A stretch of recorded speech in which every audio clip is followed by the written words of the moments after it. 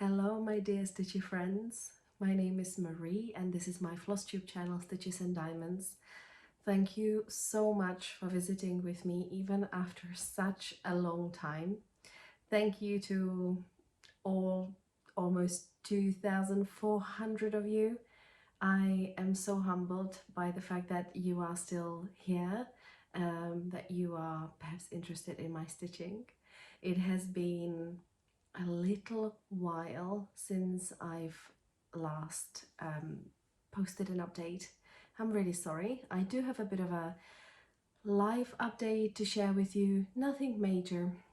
It's just that if somebody, when somebody doesn't post for a long time, I really like that sort of chatty bit on their videos because I do like chatty bits. So I am going to talk a little bit about what I've been up to these past 8 months. I cannot believe it's been that long. 8 months. And so this makes this video only my second episode of 2023. 15 episode number 15 of my Flosstube channel, of its existence. And I am very, very grateful to all of you who have been here, who continue being here for the journey. I have got quite a lot to talk to you about today, so I am going to give you a sort of a bit of an update, what's been happening since the beginning of the year. I am going to be talking about a couple of things where I organize some stuff like Stitch in London, Cross Stitch Retreat in the UK, and Stitch Across the Pond, our free monthly Zoom that I have the pleasure of organizing it with Angi, the tiny house stitcher. Hi Angi. We've created such a lovely community, so I'll talk to you a bit about that as well. And I'm going to sort of continue talking about the projects that you saw in the last episode. I have actually had to watch my last episode because I don't remember anymore, but I was so pleased to say that the things I was saying in there, I wasn't I didn't keep up with 100% of those, but I did manage to keep up with quite a fair bit. So I am going to show you lots and lots of stitching. I am a stitcher first and Flosstuber second in my heart of hearts. So I haven't been quiet because I haven't been stitching. On the contrary, I have stitched quite a lot. And so I have got a lot to show you. I'm going to primarily show you finishes today and just 2 whips. And I'm going to keep the rest of my whips for next episode. I have got them all ironed and pinned to boards, but this would make it like 3-hour episode. And nobody's got that kind of time, so I am going to keep it a bit shorter, if I'm even capable of that. We'll see. For those who are interested in stitching only, I have, or in certain parts of the chat only, I have added timestamps, so either sort of scroll to the place where you can see all the episodes that YouTube sort of offers you, or if you look into the description below, there will be chapters with timestamps.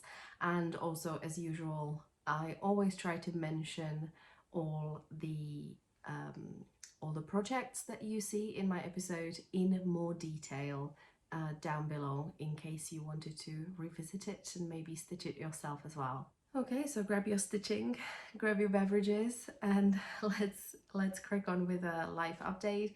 It is nothing major, but I didn't want to just, leave 8 months out without even, talking about the fact that I haven't posted.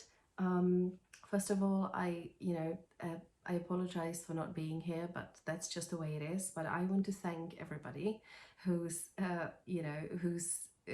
still here. I really appreciate all of you, and everybody who's reached out on Instagram or via email, or I've been really active outside of Flosstube, so people have had a lot of contact with me over the past 8 months, so I've been sort of active part of the community, so people know that people knew what I've been up to. But yeah, thank you so much for staying with Stitches and Diamonds. I am really grateful. I thought what would be the best way to give you a short update, and I'm just gonna take it month by month. So last episode that I've uploaded was on 19th of January. I did drop a couple of hints during that episode, although it wasn't very obvious. I was actually really struggling with post-COVID symptoms. So it was at the point where I was really actively picking up English paper piecing because I was really struggling to focus on counted stitches. I ended up struggling with COVID or long COVID for quite some time. I had very bizarre symptoms, headaches, but really, really strong headaches. I would have pins and needles in half of my face, and I would have earache and, ear ringing, and I would get dizzy out of nowhere. I was very, very tired. I was very fatigued. And I was not able to produce as much work as I was used to. That was a huge adjustment. Prior to getting COVID, I was used to, doing my day job, then doing organizing cross stitch retreat. Then I would be up to 4 other projects. I would be making caterpillar cross stitch videos, 1 a week, which in itself is about 20 to 30 hours worth of effort. So I was used to, being very, very full on, and suddenly I just couldn't do it. So I have had to learn how to accept this new normal and how to build myself up again, which took a very, very, very long time. I think I regained sort of my sense of smell. That's not important at all, but it's just to give you a gauge. It took about 3.5 months to get sort of back to where I was in that one aspect, and I think I had last headaches probably about June time. So it was quite something for me to get over that, and this is definitely one of the biggest reasons why I haven't been able to really post updates, even though I would have liked to share a lot of things with you. So that was the January and February was really sort of hard, were hard sort of winter months where the fatigue was really getting me down, I think, and other things. Then in March it has become very clear that I cannot sustain the model of having a part-time job that was about 30 hours a week, plus caterpillar cross stitch videos that were also about 20 to 30 hours per week. I just wasn't able to have that sustained output anymore, and I needed a full-time job. So I was deciding whether I was going to ask to go full-time back in my now previous job, spoiler alert, or whether I was going to look for something else. I just decided to send a CV to one agency, see what's out there, and literally the first job that they sent through to me was perfect. It was returning back to my field of expertise, and which is credit control, which is working with accounts receivable, which is a sort of invoicing and incoming payments for a corporate company. And I know it might sound boring, but it's actually extremely methodical, and it's a really, really, really lovely job. And I was very lucky to get that job, so I am now back in private sector. My part-time job was within civil service, within sort of taxes. It was a tax-based job, and it just wasn't it sounded better as an idea than what it actually was in reality. So I am now very, very, very happy. I work in sort of the Welsh valleys, in the greenery of you know, there is a lovely greenery on my way to work. I work back in the office. I no longer primarily work at home anymore, and it has been really, really good for me. However, it has been quite the adjustment, but don't let me skip ahead. So we said in March I was deciding that I was going to actually start applying for new jobs. That also meant that I had to you know, stop supplying Caterpillar cross stitch videos. So you may have noticed, if you watch Caterpillar cross stitch channel, that they have got a new lovely presenter. His name is Ford, and he's really, really funny, and he's taking the channel to new levels. So definitely give him a watch and a like and a word of encouragement. He's a great presenter, great replacement. And yeah, so in April I was finishing my old job. I was finishing some Caterpillar cross stitch videos, and I also went to Stitch North. If you are, you know, interested in Stitch North, I am sure you have already seen videos from other wonderful, amazing Flosstubers who were talking about it. It was so good. It was so nice, so beautiful. I had such a great time. But I sort of put myself into under a lot of pressure. So I was still dealing with fatigue. I was still dealing with some headaches, but I decided to go nevertheless, because obviously I'm not gonna miss that.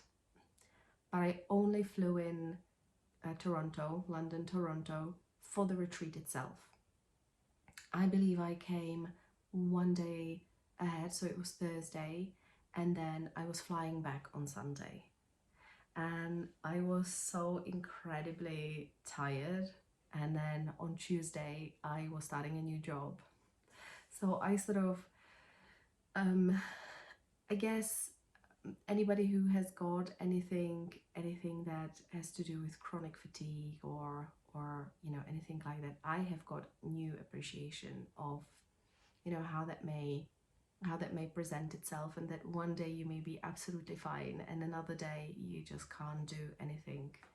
And that was sort of what I was dealing with. I burnt myself out a little bit with the trip, but it was worth it. Every second of it was worth it.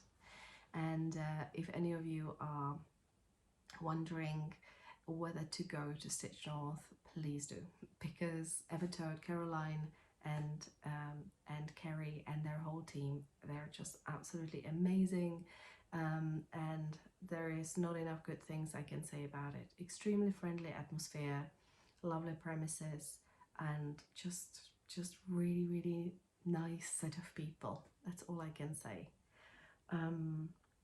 So we're going into May, where I've started a new job.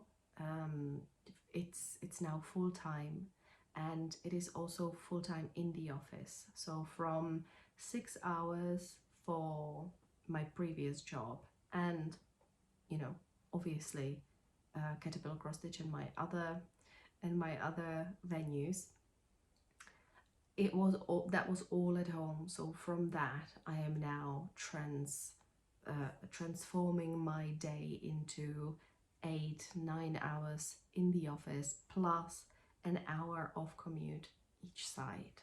So that was a huge adjustment. I, you know, didn't have as much time to stitch as I would have liked. I definitely did not have time to make any videos. It was the time where sort of my Instagram presence dipped as well. I just wasn't able to really focus on anything else, and day job will always come first. It's what pays our mortgage, so or my part on the mortgage and bills and all the boring things like that. So it's definitely, you know, been my primary focus. But also in that month, my mom had, you know, my mom collapsed, so it was incredibly stressful. She is absolutely fine.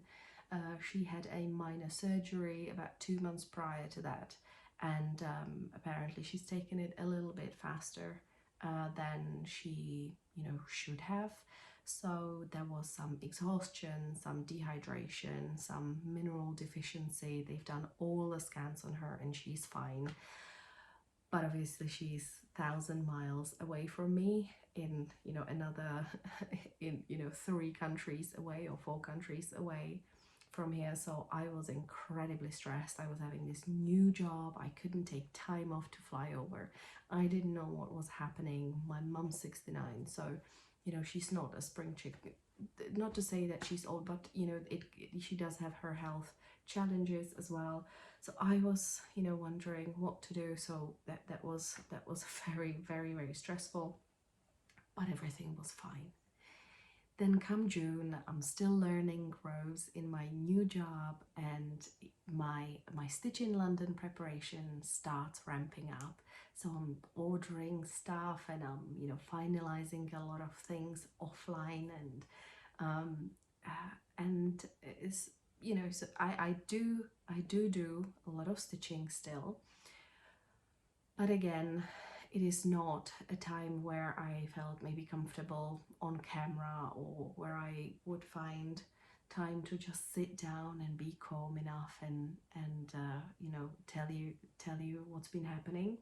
And there was also a month when my dad celebrated his 70th, so we flew over to Prague and then drove to, you know, my dad's birthday, and we got to see them, which is incredibly special.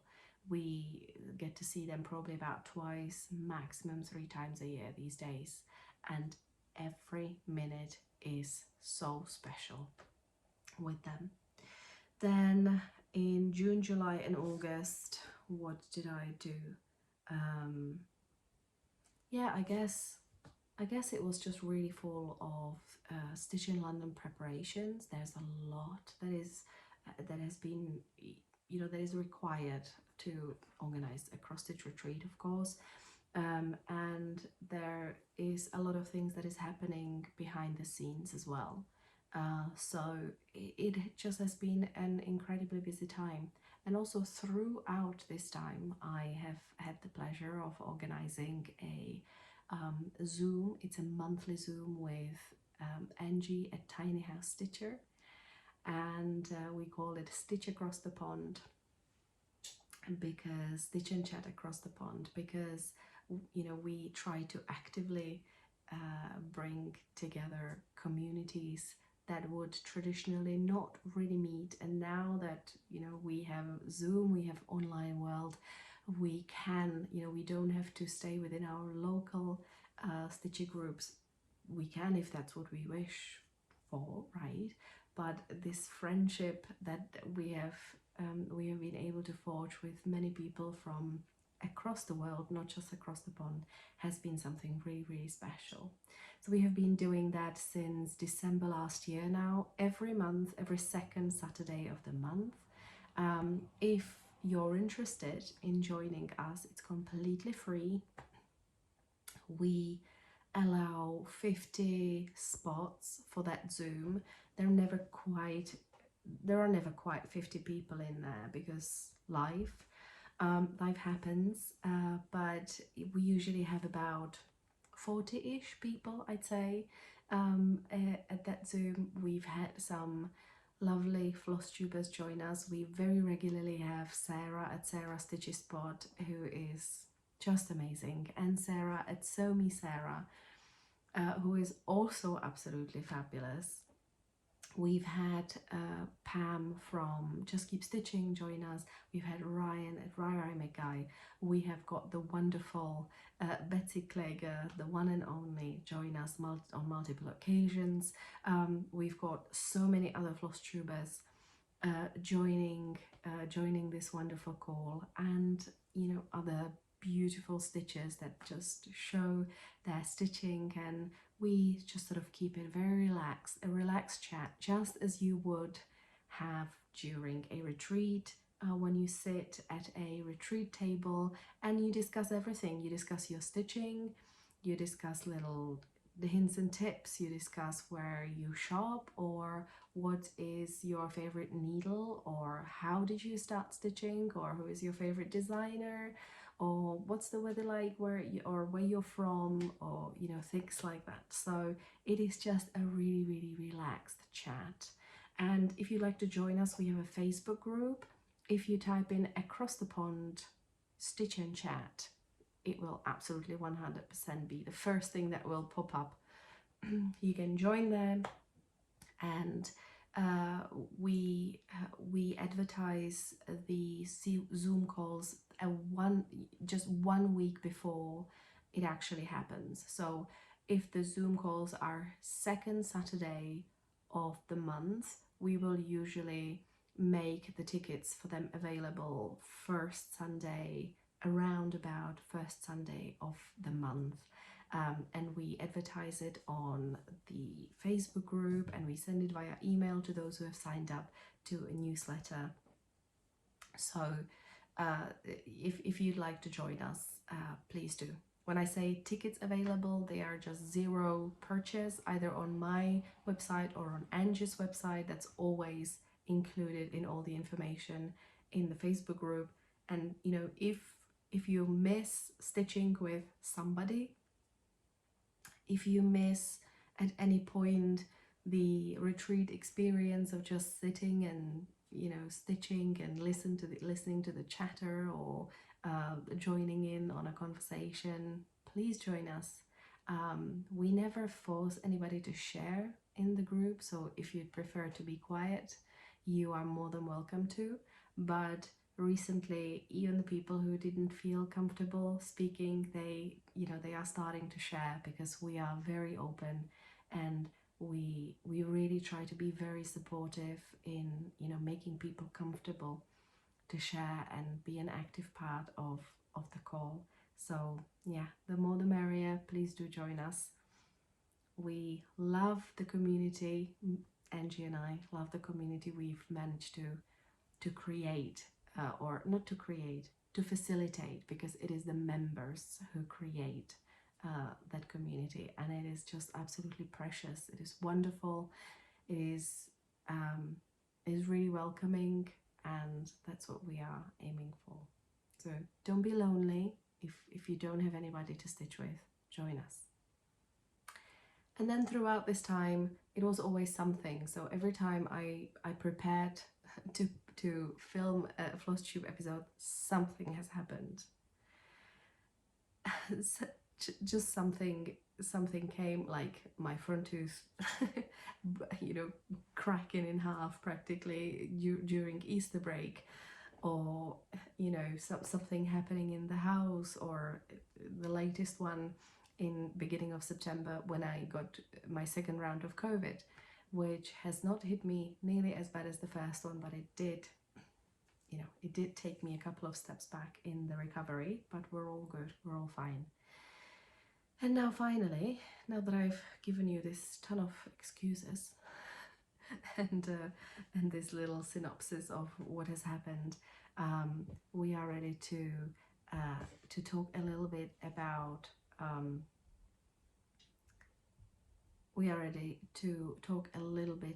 Stitch in London. That is a cross-stitch retreat that I've mentioned a couple of times. I am the organizer of Stitch in London. I am so chuffed that people are loving the event and that they are willing to come to the event. It is actually coming up in 3 weeks' time. Very, very exciting. I am now at the point of being an organizer, so I can see everything that still needs to be done, but come Friday 20th of October, I'll have a smile the size of my face, and it will be absolutely amazing. We've just had a pre-retreat Zoom call yesterday, and it has been so amazing, and I literally cannot wait to be with those ladies in one stitching room and just enjoy a lot of stitching and a lot of fun. If anybody would like to ever stitch in London, UK, We have, I have paired up with incredible, the one and only, the amazing Michelle of Mama Loves You GB, and we have created a new special edition of Stitch in London. So traditionally, the October edition of Stitch in London is a very relaxed retreat. There is no real rigid schedule. Anybody can stitch whatever they like. They're always on retreats, but there is no theme to the retreat. There is no overarching theme. It is not a mirabilia. It is not a sampler retreat. It is not geeky stitching, and it is not, you know what I mean. It is literally, there will be people sitting at, you know, at the same table, and they will be stitching something completely different in style, which is brilliant because it creates a lot of inspiration and a lot of appreciation for different kind of stitching, and a lot of people leave very inspired from visiting the October edition of Stitch in London. But we have decided to create a sampler edition of Stitch in London, and it is going to happen in February 2024. The tickets are on sale right now. If you wanted to go to my website, stitchesanddiamonds.com, everything is explained in there. You can also click over to Michelle's Flosstube channel, Mama Loves You GB. I'm going to link her down in the description below. She has got a video that we've created that is giving you the sort of gist of what is going to happen at the retreat. And I am incredibly excited and proud of the retreat. We are going to have lots of workshops and lectures on samplers. We are going to have a finishing class. We are going to have a rigid program. So it is going to feel like being in a sampler school, I hope, but in a fun way, you know. There's not going to be any exam, don't think that there's going to be any exam, but we are going to have antique samplers in there, and every group of 7 people is going to be able to take that sampler, one assigned antique sampler, and they are going to be able to study it and discuss it, and based on what you learn in the lecture, you are going to be able to you know, give it a thought, or maybe see the sampler in a different light that you haven't been able to do so before. We hope that it's going to be really engaging. You know, sometimes you're given a lecture and you don't really have a chance to gather your thoughts or ponder on it or discuss it, and we are definitely going to have that element in there. You are going to be able to discuss with your fellow stitchers, why do they think this was in the sampler and that was in the sampler, and what was the background of the girl who stitched it? Was she from maybe a poorer background, or was she from a noble family? What was the point of her sampler? Was it a CV, or was it a beautiful thing to hang on the wall? There are so many things we can deduce from samplers that are, you know, wonderful and tell us so much about those girls. Michelle is also going to be teaching a class on ancestry.com, how to trace those girls, how to find out who they were. Did they have children? Did they get married? Where did they live? What was their occupation? What was their husband's occupation? You know, what happened to them? So that's going to be incredibly exciting. And again, followed by a workshop where you're going to be able to discuss it and trace your sampler stitcher and see if you can pinpoint the exact person and her life. Yeah, so I believe it is going to be really amazing, and I hope that I will see some of you over there. We've got probably about 40% tickets available, but there's only 49 spots because it's such a intimate setting. It's a very, you know, it's workshops, lectures, and we felt like that should be done in a small number of people so that it feels, you know, so maybe people can be given one-on-one support, and there is a lot of space for questions, and it doesn't feel like this massive event. So we've kept it quite small. So I think there's about, it's definitely less than 20 tickets left. I'm not sure what the latest number is, but if you're interested, head over to stitchesanddiamonds.com. I don't want you to miss out. So if this sounds like your jam, head over there, have a read on the blog about what else is included, or about the general gist. Let me know any questions you might have, and I hope to stitch some samplers with you in February in London. And now that we're 30 minutes into this Flosstube episode, it is time to finally show you my stitching. In my last episode, I have mentioned a couple of challenges that I was up to this year. One of them was Stitch from Stash, and although I didn't really trace my spending, because to be fair, I was really quite good with my spending this year. I didn't go overboard. I did do some of my spending during retreats, which is, you know, that's kind of part of the deal, I think. But afterwards, I was only getting a skein of floss here and there when I needed it, or one or two patterns that I really wanted, but nothing overboard.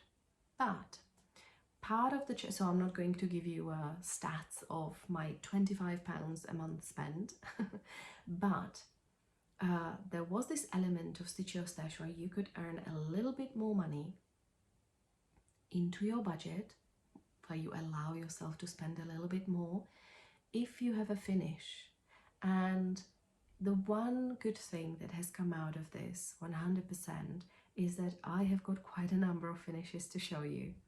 I have somehow, you know, have had that in the back of my mind that I should finish one finish a month this year, and I have been really trying to do that. So I'm going to show you everything I have finished this year so far, -1 because I cannot find it for the moment, -2 actually, because the other one is a Stitch in London exclusive from Modern Folk Embroidery, and that's very exciting, and I'm going to be able to show you that next month. So my first finish is this Maria Brofko Whale in a Light Bulb.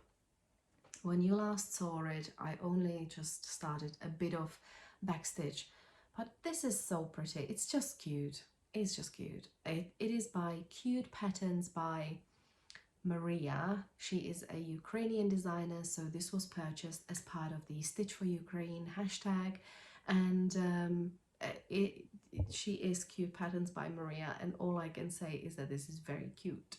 It is stitched on 18 count Ada, I want to say, maybe 16 count. It was, I sort of steam ironed one piece of Ada, and it shrank so badly that I have a feeling that this might be it.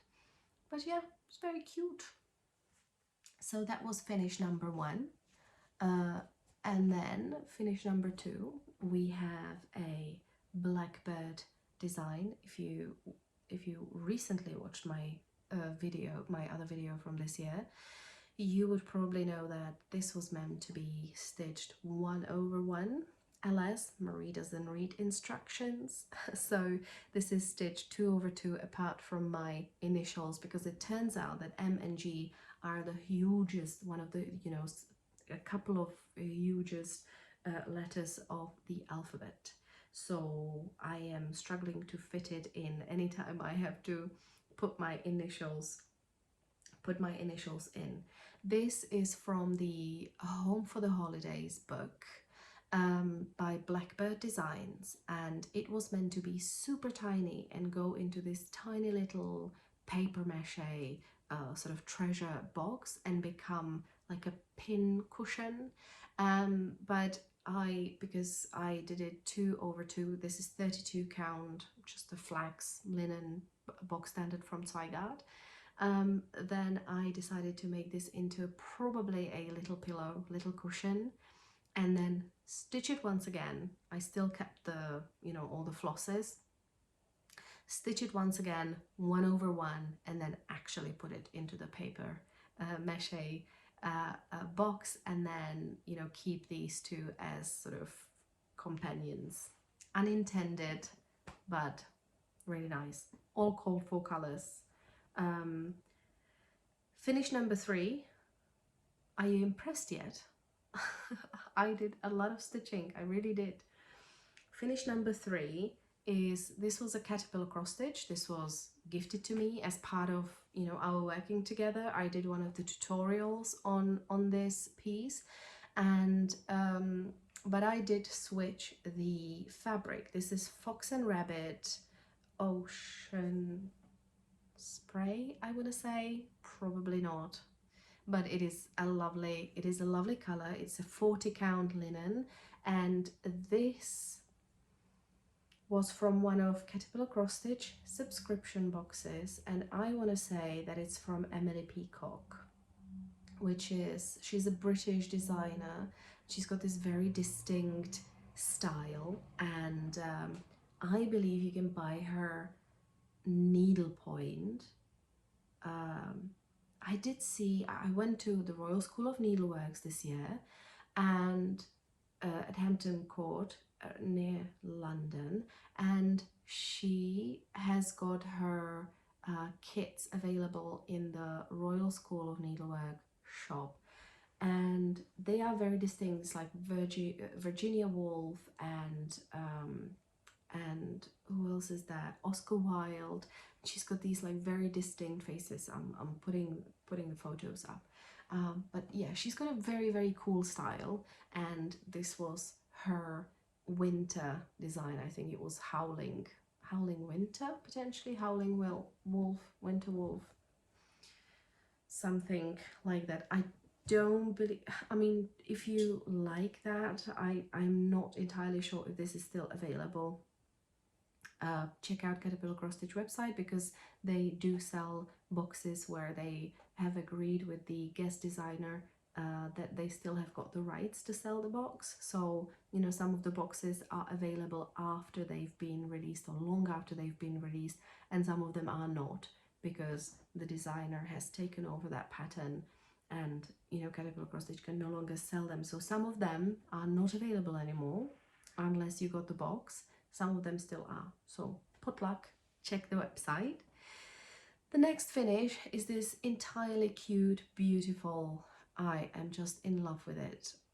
This was so enjoyable to stitch. This is a Plum Street Sampler winter boxes.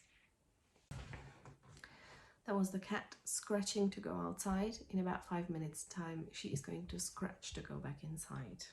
That's how it works. So back to this Plum Street Sampler. It is stitched on 40 count vintage country mocha Zweigart. I really like this linen because a lot of colors look really good on that. I had an issue with the called for color for this one. It was way too dark, and I think that this looks so good, and this like gentle variegation. I have kitted it up, everything is called for, exactly as called for in the pattern. I just swapped the fabric, and it has turned out so lovely. I meant to finish it for our little FFO Frenzy challenge that we run through the Across the Pond Zooms, but yeah, too busy. But this is definitely on my absolute top priority to finish. It's going to be a probably flat fold or just a flat mound. I'll have a think about that. But if anybody was wondering whether they would like to still to stitch the Saltboxes, it is such a satisfying, beautiful, wonderful stitch. It's very blocky, so I was able to, you know, in a moment where maybe I didn't have as much focus, that there isn't that much complicated counting, so this is really, really, really nice. And the size of it is just like a palm of my hand, so it is perfect. Can you tell I really like it? Let's go on to finish number 5. I know, what can I say? I've been really productive. Meet Mary Amelia's Bird by Quaint Rose Needle Arts. This was my birthday start this year in January, and I have enjoyed every single second working on this.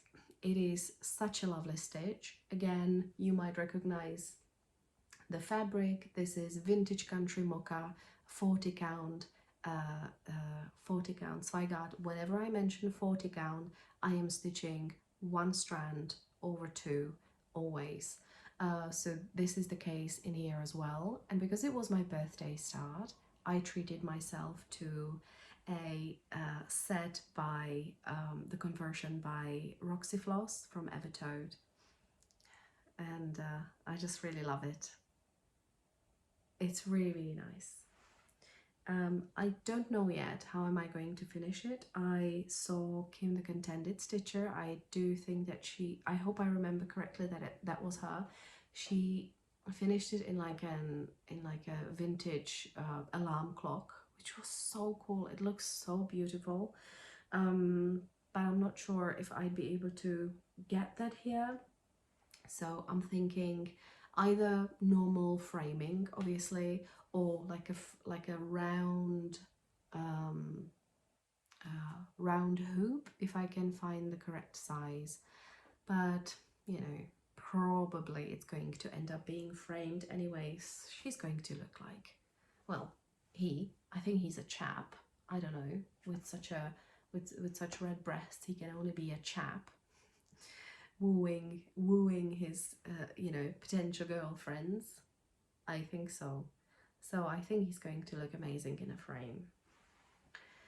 Lots of framing coming up. And then I believe this is finish number 6. We've got the let me just fold it like this. We've got the Good Intentions by Kathy Barrick. This was one of my Christmas starts, and I just love it so, so much. I stitched it all in DMCs. It sells, I myself am made entirely of floss, stitched together with Good Intentions, and nothing could be truer about me. You know, as long as the good intentions are in there, then I say everything is fine.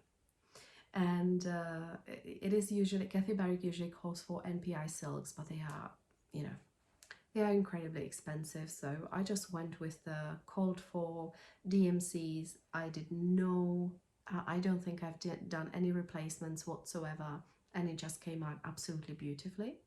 I've stitched it on 36 count R&R reproduction Barb's Blend, which is this like beautiful, gentle, very, very gentle grey, greyish beige, something between color, and it is beautiful. I can see why Barb's Blend is so popular, because I think anything would look good on this, to be honest. It is such a beautiful neutral linen with practically no variegation at all, which, you know, sometimes variegation can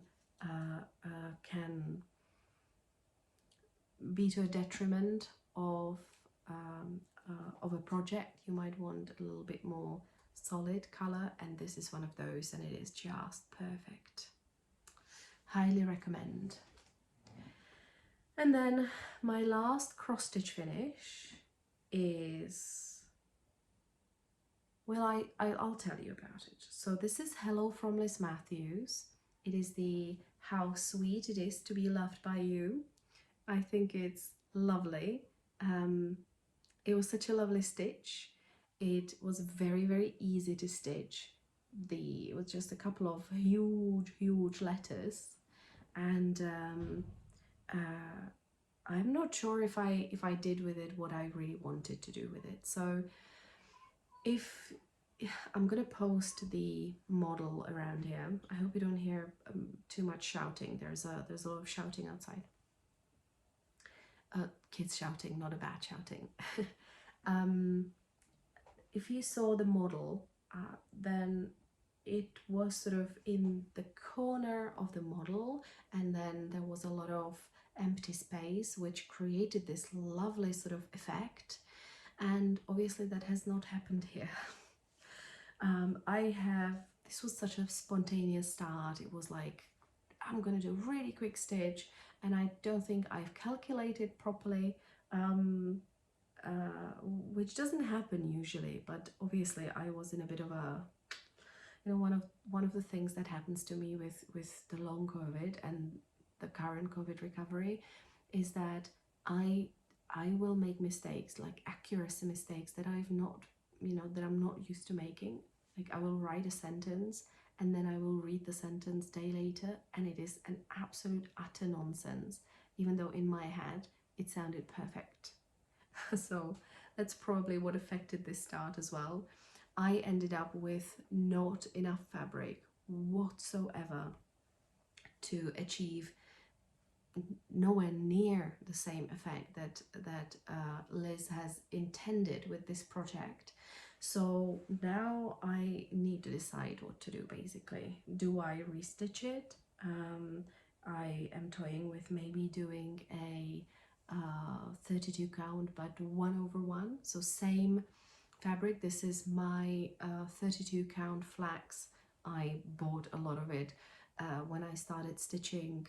It was on promotion on Lovecrafts, and I still have quite a bit of that stash, so I'm trying to use it up, and it's got this sort of natural linen look. It's really nice, but I'm wondering if I should restitch it or if I should just sort of give up on that original, you know, original sort of intended look by the designer, and if I should just frame it as it is. We will see. I don't know yet, but it is lovely, it is beautiful, it is so easy to stitch, and there's a couple of companion charts. I think there is You Are My Sunshine, My Only Sunshine, and I really like it. It will look beautiful on the wall in a sort of a modern decor. So I'm trying not to crinkle it because it's ironed, but it is already crinkled, so it doesn't matter. And then the last thing I'm going to show you is not a new finish, but it is a fully finished object, FFO. I wanted to FFO this, the How Sweet It Is to Be Loved by You, and I had this IKEA frame and I was convinced it was going to fit, and then when I went to frame it, I had everything set up, everything prepared, I was mentally ready to frame, and the frame was just too small. It was probably about an inch or two too small. It was literally cutting off the letters, so it was an absolute no-go. So I went into my stash absolutely determined to pick up one of my finishes that would fit that IKEA frame, and I found it. I shared it on my Instagram already. It is Believe in the Magic of Christmas. I believe it was 2021. Stitch Along by Love. What's her name? Little Dove Stitches? Little Dove Designs UK. And so you can see that this is definitely not perfect. It is my first framing job, so please be kind. So you know, it probably wasn't the best to start with a project that has got such a rigid border. So it is, you know, there are imperfections, absolutely 100%, And obviously, you know, there is quite a space between the frame and the design itself. But like I say, I was completely determined to just finish something on the day, and I decided that this wasn't that bad because of the fabric. This was a kit, so I'm not exactly sure, but this is just Zweigart, you know, Zweigart sort of maybe snowflake or dotted fabric or something like that. And so it looks a little bit like a border, like a sort of matting in there. So I decided that the effect um, of of this being so far away from the frame is not bothering me. Maybe it's bothering somebody else, but I'm alright with that. And in, you know, in any case, I sort of closed it back with the backing of the frame that it came with, so I could always prepare some sort of a seasonal swap into it if I find something that that fits the frame, and I could just simply undo these, remove it, then remove this. This is mounted on a mat board with a bit of batting to create like this sort of soft, nice and soft look. That's what I've learned from Elizabeth Anken Stitch, which is probably my go-to framing tutorial. It is highly practical, as all Liz's tutorials. They are just superb. Yeah, so you can take it out in the back and you can always replace it. So that's sort of what I'm thinking of doing in terms of seasonality. That was all my finishes. And I am missing one finish, and that is from Home for the Holidays, Blackbird Designs, and I finished one of the stockings, and it is a beautiful stocking, and I'm slightly concerned that it is not in my finished folders. I've got these big sort of A3, it's sort of A2 and A3 folders that are like project art folders where I keep all my finished projects, and I cannot find the stocking in there, so I'm going to have a look. What have I done with it? I think it may have gotten it may have sort of been put together with my whips. All my whips, bar 3, are now ironed from August, from the end of August, when I was, or maybe beginning of August, when I was preparing for a whip parade. So I have ironed absolutely every single project that I have. I have pinned it with the little magic clips onto a mat board so that I can just show it, you know, like Samantha the Hugo Stitcher. She's always so prepared, and she does take, you know, sort of shows the board that it's already pinned on it, and she talks about the project. And I thought I'm going to do the same, and it's been ironed and ready to be shown for 2 months. For 2 months. It's not normal, guys. So I have been stitching on just very little since then. Not only a few stitches, but I have been stitching quite a bit, but not on a variety of projects. So I have finished what I can't show you, and that's the Modern Folk Embroidery exclusive pattern for that is included in this year's Stitch in London, and that I'm sure I will be able to show you in a couple of weeks' time. I have been working on 2 other Jacob's patterns because, like I said, I was quite busy, and B, I had COVID, and I struggled to be able to focus. So if I only had full coverages Heaven and Earth Designs, I would probably not stitch at all because I just wasn't able to mentally focus that much. But I am finding that Jacob's designs are very therapeutic, and they are, to me, very easy to follow, very easy to count, and I am able to stitch on them even on days when I'm tired or when, you know, I would struggle with picking up anything else that requires more mental focus. So I have been working quite a bit on the 2021 Stitch Along, but still nowhere near finishing, absolutely nowhere near. I am now right here. I am now stitching in June. So that's number 6. So I am still missing all this bottom part to be stitched, but I am loving this. It is going to be such a memorable piece, because I have been stitching on it since June 2021, and some of these tiles have got a lot of memories stitched into them.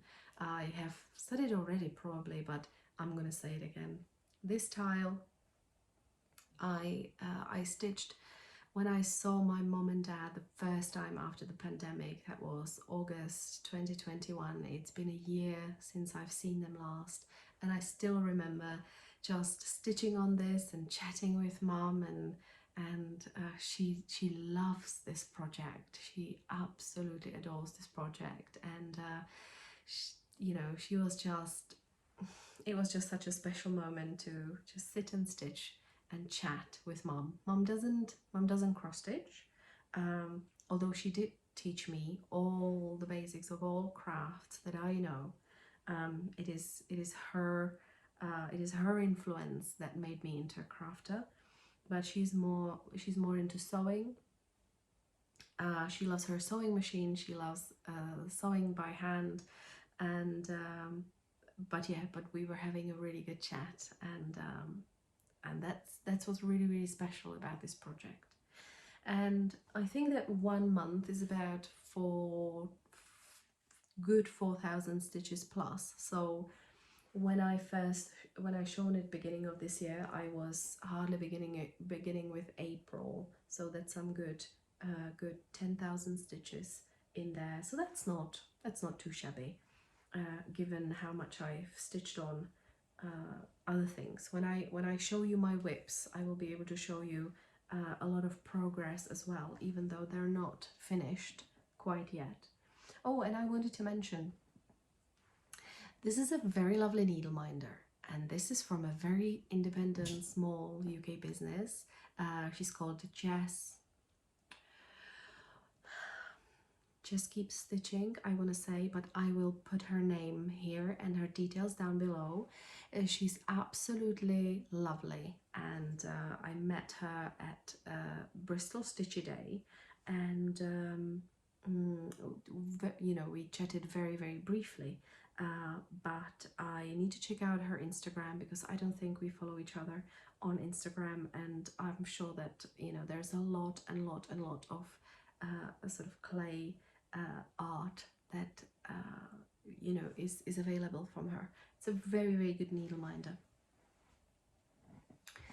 And talking about Bristol Stitchy Day, so that's like a 1-day retreat. It's a 1-day Stitchy Day in Bristol, which is still quite local to us in South Wales. I think it took us about hour and a half, hour 15 minutes to get there, and it was just this past Saturday, and it was from 9 to 5, and it was, you know, just a stitching room full of stitchers and some goodies to buy, and it was just like your classic cross-stitch retreat, but short. And I was stitching, yes, and sitting at a wonderful table full of wonderful women, and I was there with my friend Cassie, who also lives in Barry, who is the Book Geek Stitching 78 on Instagram. Lovely, my lovely friend. And we met up with other ladies, also including Jane Crumpler. And Jane is going to be at Stitch in London as an attendee, and I got to meet her at Bristol Stitchy Day during very calm settings. I wasn't running around like a crazy, you know, like a crazy person, which is going to be happening during Stitch in London. So I was very grateful that we got to meet. And Jane brought a lot of whips, and one of them was the 2023 Modern Folk Embroidery Cell Reaching Skyward. I'm going to insert a picture here. And I haven't started it yet, still by that point, because I still couldn't decide what colors am I going to use.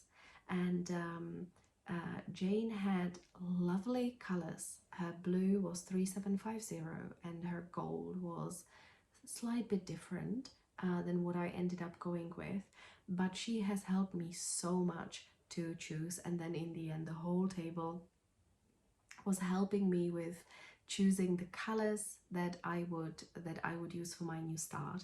And that is because I bought this beautiful fabric by Megan at Coffee Craft Fabrics. It's absolutely beautifully pale, very, very gently variegated linen. It is a 46 count, my first actually, and it's hand dyed, so it's probably 48 because it shrinks a little bit.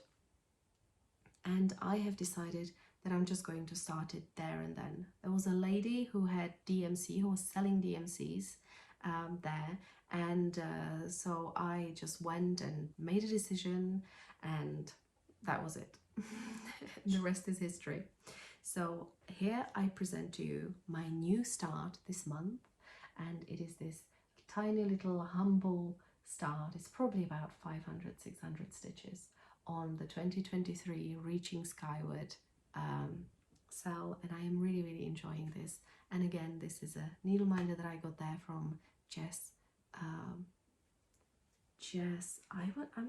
I keep on saying Just Keep Stitching. I hope that is her Instagram handle. If not, I am putting it on the screen and in the description below. And I have got, this is the 2023 cell colors, this is the 2021 cell colors. Beautiful. I think they're going to complement each other well if I'm going to frame them and display them in 5 years' time next to each other on the wall when they're finally finished. And I wanted to say that these floss drops are from a set that is by the wonderful Charlie Feathers. Charlie has started creating these completely handmade, hand doodled floss drop sets, and they are just breathtaking. They are beautiful. So much work goes into them. They're just wonderful. So if you are that way inclined, I would wholeheartedly recommend that you check Charlie's Instagram, and she's got a coffee shop where she sells this. I wanted to just share my latest tip that I discovered. I am a floss drop person for sure. I bobinate, but I pre-cut my threads, then I bobinate it, and then I take it off in pre-cut lengths. If it's DMC, it's 1 meter standardized length. I take it off the bobbin and I put it on a floss drop for a project to kit up. And I have recently seen that somebody, you know, when you put things on a floss drop and you sort of half the thread and then you push it through the floss drop and then you sort of pull it through like that, so that it's like this basically on the floss drop. And this, then if you have your thread on there for a very long time, this creates quite a kink on the on the threads, and I didn't like it anymore because there are quite a few projects that I've have for a long time and that I know I will have for a long time. And then I saw this tip where you just take your pre-cut thread, you fold it over the in half, so there is no additional sort of pulling through here. It is just folded over, and then you plait it and you braid it, and it's been working really well. It's also quite protective of the threads in the bottom. Sometimes the threads, especially if you have a lot of threads, if you if you have your Hade or your Gecko Rouge or something, and you've got lots of bunched up threads, I feel that the braiding is protecting the ends quite a bit and it doesn't get tangled. So that's just what I wanted to share. It's my latest tip of something that I've been really enjoying. It's little hints and tips that I've been enjoying. And so this is basically it for my update, for what I've been up to, for my cross stitch, all my finishes, and I'm just thinking that I forgot to show you one thing that I wanted to show you. Just a second. I actually wanted to show you one more whip that is not in the pile, that is ironed and ready for a whip parade, and that is my first buttons and beads Mill Hill kit.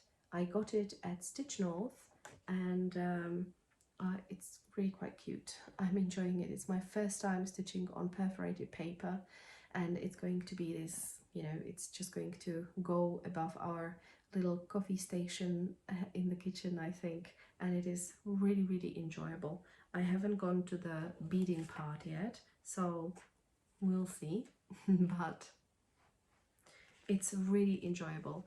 And actually at the Bristol Stitch Day I got another one because I've been really, really enjoying it, and I got this buttons and beads again, but it's part of Christmas Village and it's called Bookstore.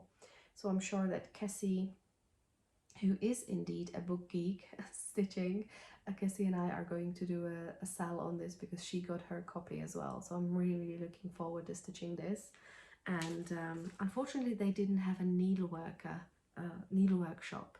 It's a really lovely pattern, and they had it stitched in there and it looked so cool and really, really beautiful, but unfortunately it wasn't available. I'm sure it was the most popular one of the series, so I wouldn't be surprised if it was sold out everywhere.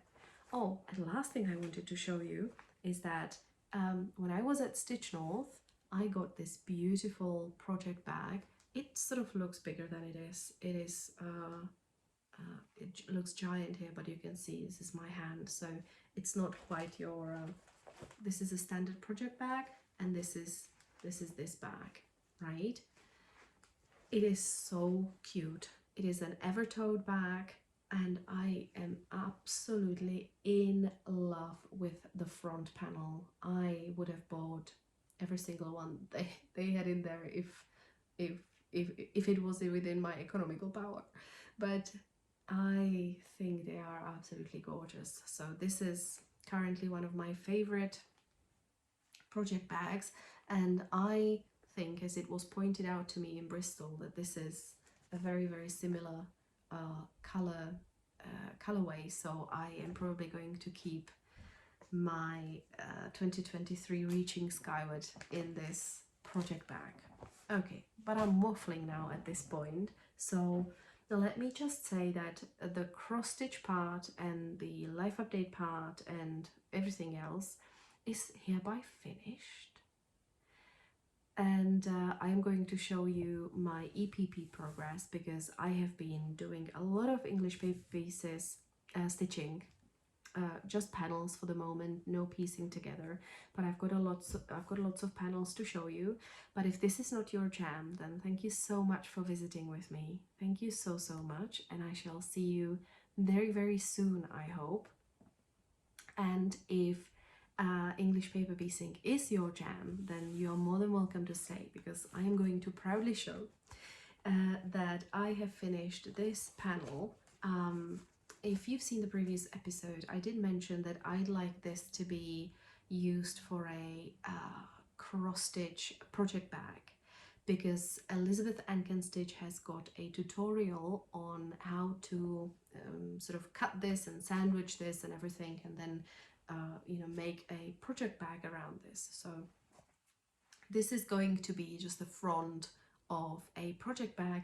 It's very scrappy, but it was my first ever English paper piecing project, and I love it. I still love it. So this is going to be a sewing project going forwards. I have started using my sewing machine. I cannot believe I'm saying this, but my very good friend Susanka, if you're watching, Susanka, thank you so much for teaching me. Susanka came over for a weekend and has taught me how to use my sewing machine, which has been absolutely amazing.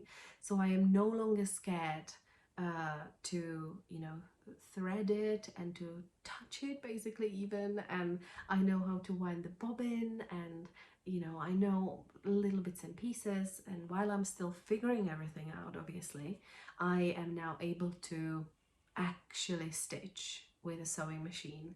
So I feel that a sewing project is going to come sooner rather than later. And I also shared with you that I am doing the Alice Caroline yearly, it was called Floral Mosaic, and it's a full EPP quilt that is being sent like in parts every month. It's arriving, you know, as a subscription box, and I haven't kept up to date, but that's absolutely fine. I don't think that it is doable as a one-year project if you've got cross-stitch and full-time job and all the other things going on. So I am not, you know, expecting from myself that I will keep up, but I'm going to show you what I've managed to do so far. So I only managed to get into March, March month, and I am going to show you some of the bombs. All of them are from Liberty, London, and this is one of my favorites so far. I love this fabric as well. It's definitely something that allows me to get to know the fabrics really well, because they have combined so many fabrics together. It's a bit of an eclectic mix. It's probably not something that I would do myself. I guess I am a bit more minimalist when it comes to combining prints. I'm not as courageous, so I'm really glad that this is sort of broadening my horizons in a way as well. This is a very, very, very, very flowery block. I love this fabric. It is gorgeous. This one, it is so pretty. I'm gonna hide my face. This one, yes, very beautiful. Then there's this bomb. Well, so far he's probably my least favorite, but that's okay. He's gonna still look beautiful on the quilt itself in 10 years time when I finish the quilt. This must be one of my favorite bombs so far. I love this fabric. I think it's so beautiful and delicate.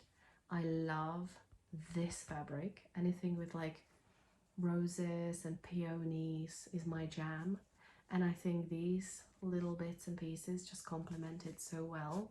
So yeah, this has been joy to work on. Then there's just this little, there's always like a big full block, and then these are the sides of the quilt, because there is no border. It literally will be like partial blocks that will it will just end, it will just be cut off the quilt. And then we've got another partial here. I love this one and this one. These are very, very pretty, and this one is very, yeah, this one was very nice as well. And then we've got this bomb, and I love this fabric out of this.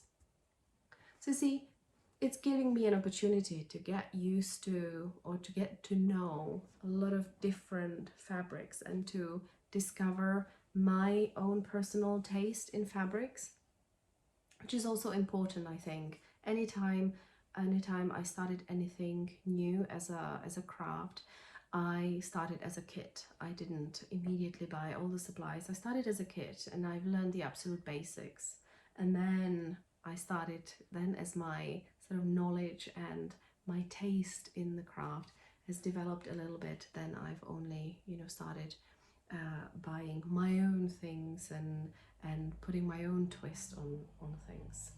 But yeah, this is the last block that I have finished. There are very many to go. I think there's about, I don't know, 4, 5 each month. So there's going to be like 50, 60 blocks at the end of the year, and I have given up on doing the white. That there is quite a lot of white pieces that are supposed to be sewn on straight away, and I've not been doing that. Very naughty. So I am going to have a bit of a laborious task at the end of all of this to sew on the white pieces and piece it all together. But it is going to be, I'm sure it's going to be absolutely joyous and fantastic, and I'll have a quilt at the end of the whole endeavor, and that is going to be amazing. Anyways, I think this is pretty much everything I wanted to share with you today. I want to say thank you for being here again, because I mean it from the bottom of my heart.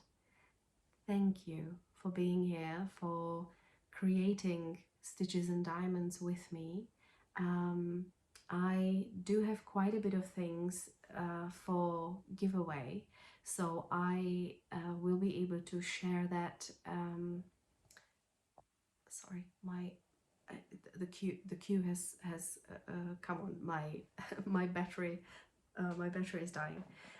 I've got quite a couple of things to give away, so I'll be sprinkling it over the next couple of episodes. I will be working on publishing the Whip Parade sooner rather than later, and I hope you've had an enjoyable Stitchy session with me, and I hope to see you soon again.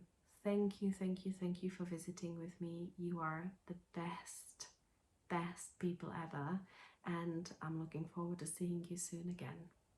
Happy stitching!